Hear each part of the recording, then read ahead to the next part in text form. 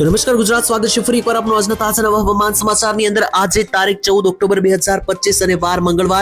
ત્યારે મિત્રો આજના ગુજરાત રાજ્યના તાજા નવા હવામાન સમાચાર જાણીએ તો અરબ સાગર અને બંગાળની ખાડી ફરી એકવાર સક્રિય બનતી આજે જોવા મળી રહી છે. જે હા મિત્રો, દિવાળી પહેલા ગુજરાત રાજ્યના વાતાવરણમાં કંઈક મોટી નવાજૂની થઈ શકે, કારણ કે ચોમાસાએ તો વિદાય લઈ લીધી છે, પરંતુ હવે કમોસમી વરસાદની સિસ્ટમ જે છે તે બંગાળની ખાડીથી હવે આગળ વધી રહી છે. જેને જોતા મિત્રો હવે હવામાન ખાતાએ પણ એલર્ટો આપી દીધા છે. કેટલાક વેધર મોડેલો જે સામે આવ્યા છે તે જોતા પણ એવું લાગી રહ્યું છે કે ગુજરાત રાજ્યમાં હવે પછીની કલાકો અને ખાસ કરીને હવે પછીના દિવસો જે છે તે ગુજરાત રાજ્યમાં કંઈક મોટું થઈ શકે. અને નવરાત્રી પહેલા પણ આગાહી કરવામાં આવી હતી કે નવરાત્રી બગડશે, અને હવે દિવાળી માટે પણ આગાહી આપી દેવામાં આવી છે કે દિવાળી પણ બગડશે.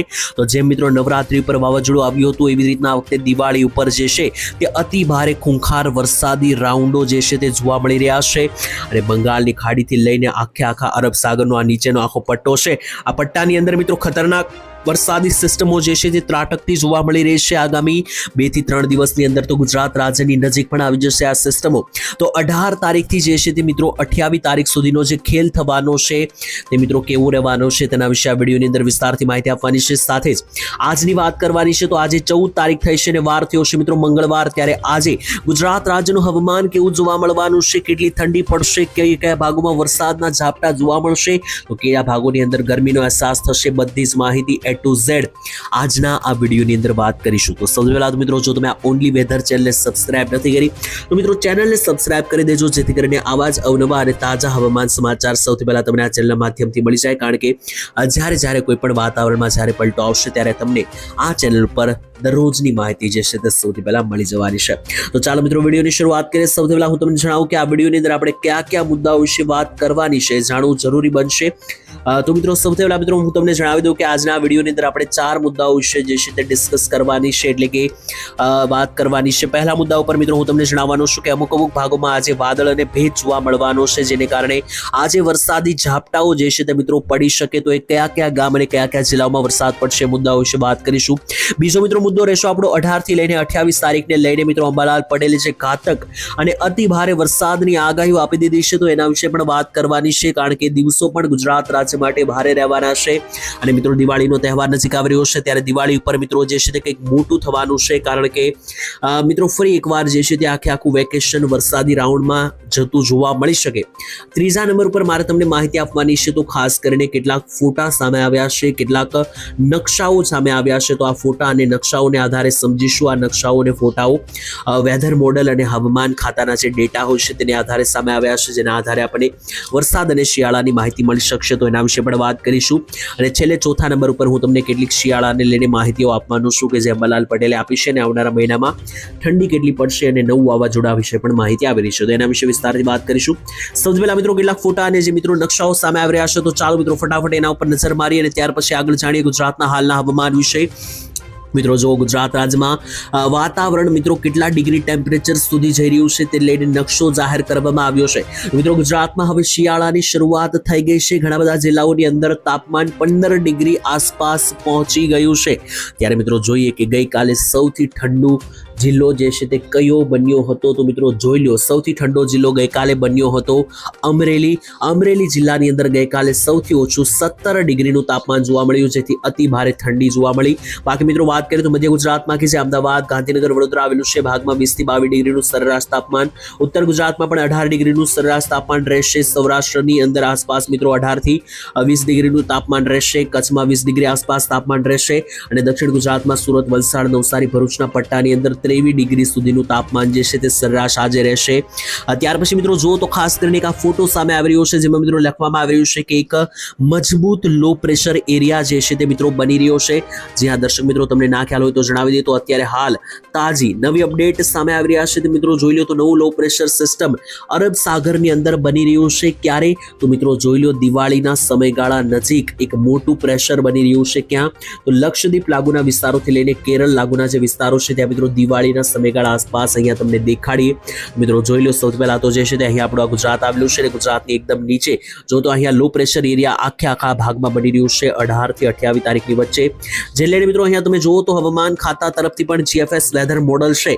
તો GFS વેધર મોડલ અનુસાર મિત્રો જુઓ તો તમને અહીંયા દેખાશે કે ગુજરાત રાજ્ય પર કેટલો વરસાદ જોવા મળી રહ્યો છે. 19 તારીખ આસપાસનો આ મેપ છે, જેમાં અહીંયા આ ગુજરાત રાજ્ય રહેલું છે. ગુજરાત ઉપર મિત્રો ભારેથી અતિ ભારે વરસાદ અને પવનો વાળા વરસાદો જે છે તે મિત્રો જોવા મળી શકે. નકશાઓ જે છે તે પૂરેપૂરી માહિતીઓ જે છે તે મિત્રો આપી રહ્યા છે. તો મિત્રો નકશાને આધારે માહિતી પણ અહીંયા પૂર્ણ થાય છે. ત્યાર પછી હવે ગુજરાત રાજ્યનું ત્યારનું હાલનું હવામાન તમને સમજાવું અને ત્યાર પછી છેલ્લે મારે તમને અંબાલાલ પટેલે જે માહિતી આપી છે તે પણ આપવાની છે. તો ગુજરાત રાજ્યનું અત્યારનું હાલનું હવામાન કંઈક એવું છે કે ગુજરાત ઉપર અત્યારે ભેજનું પ્રમાણ જે છે તે મિત્રો લગાતાર દિવસે ને દિવસે જે છે તે મિત્રો વધતું જોવા મળી રહ્યું છે. એટલે કે વાદળો, મિની વાદળોને કહી શકો કે તમને જે લો પ્રેશર એરિયાને કારણે જે વાદળો બનતા હશે, તો ગુજરાત રાજ્ય પર મિત્રો ભેજ અને વાદળ વધવાને કારણે અમુક ભાગોમાં આજે છૂટા છવાયા જે છે તે મિત્રો ઝાપટાઓ જોવા મળી શકે. અને તેની સાથે હવે મિત્રો કારણ કે ગુજરાતમાંથી ચોમાસાની વિદાય થઈ ગઈ છે તો શિયાળો પણ શરૂ થઈ શકે. અત્યારે ગુજરાતની અંદર સવાર સાંજ ઠંડી જોવા મળી રહી છે અને બપોર સમયગાળા દરમિયાન અસહ્ય ગરમી અને તડકો પડી રહ્યો છે. મિત્રો આનું મુખ્ય કારણ છે કે ઋતુ પરિવર્તન થઈ રહ્યું છે.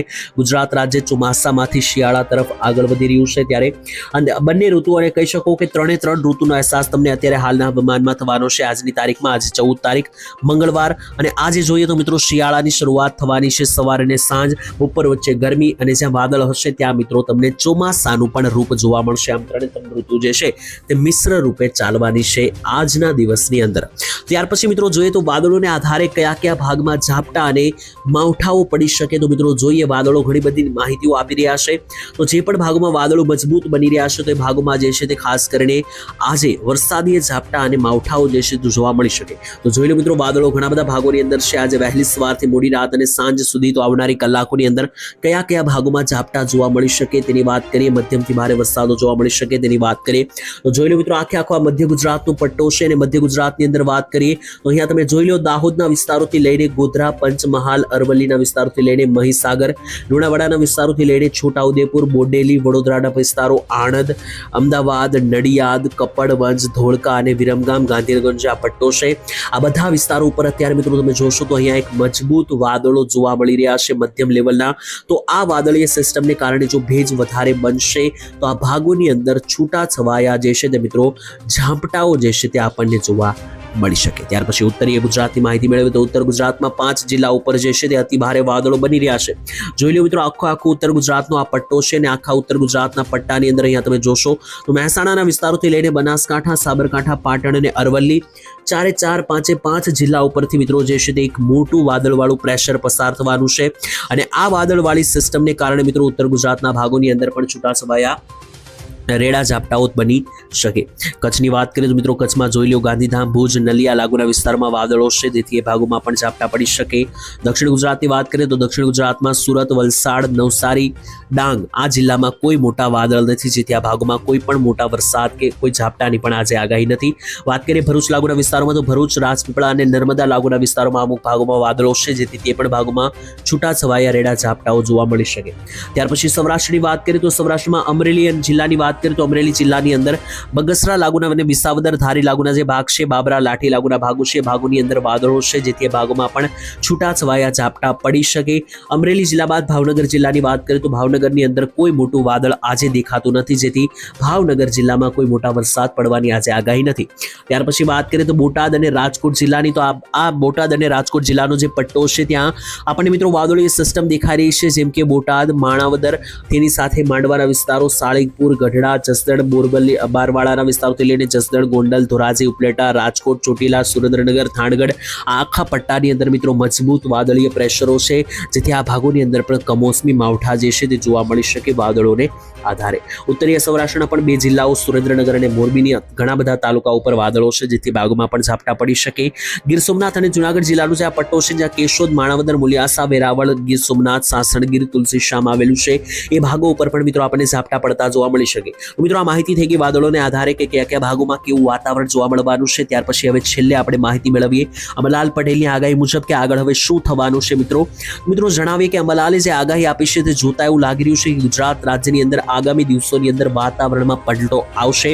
તો જે પણ લોકોને એવું છે કે ચોમાસું જતું રહ્યું છે, તો મિત્રો એવું નથી, સાવધાન થઈ જજો. ચોમાસાની વિદાય તો થઈ ગઈ છે, પરંતુ કમોસમી માવઠાને લઈને 18 તારીખથી લઈને 28 તારીખ સુધીની જે આગાહી આપવામાં આવી છે તેની અંદર દિવાળી, બેસતું વર્ષ, મોટા તહેવારો પણ આવી રહ્યા છે. તો મિત્રો વેકેશન અને તહેવારો દરમિયાન ગુજરાત રાજ્ય ઉપર બંગાળની ખાડીથી આગળ વધીને એક સિસ્ટમ આવશે, જેથી 25 તારીખ આસપાસ ભારે વરસાદીય સિસ્ટમ પણ બની શકે. તેની માહિતી મિત્રો આપણે આવનારા વિડીયોમાં જે છે તે આપતા રહીશું, કારણ કે આ ચેનલ ઉપર દરરોજ મિત્રો સવારે તમને વિડીયો મળી જશે. તો દરરોજ એક વખત આ ચેનલ ખોલીને જોઈ લેવું, જેથી મિત્રો દરરોજના તાજા હવામાન સમાચાર મળી જાય. અને અંબાલાલે તો આવનારા નવેમ્બર મહિનાની અંદર, એટલે કે દિવાળી પછીનો જે મહિનો છે તેમાં વાવાઝોડા આવવાની પણ આગાહી કરીશું. તો મિત્રો એના વિશે પણ આપણે આવનારા વિડીયોમાં ચોક્કસ વાત કરીશું.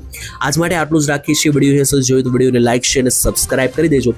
આ ચેનલ પર સાથે મિત્રો જોડાઈ દેજો, સબસ્ક્રાઇબ કરીને આપણે મિત્રો મળીશું આવતીકાલે એક નવા હવામાન સમાચારની અંદર. ત્યાં સુધી મિત્રો આજ માટે આટલું જ. રજા આપશું. ધન્યવાદ. જય માતાજી, જય દ્વારકાધીશ.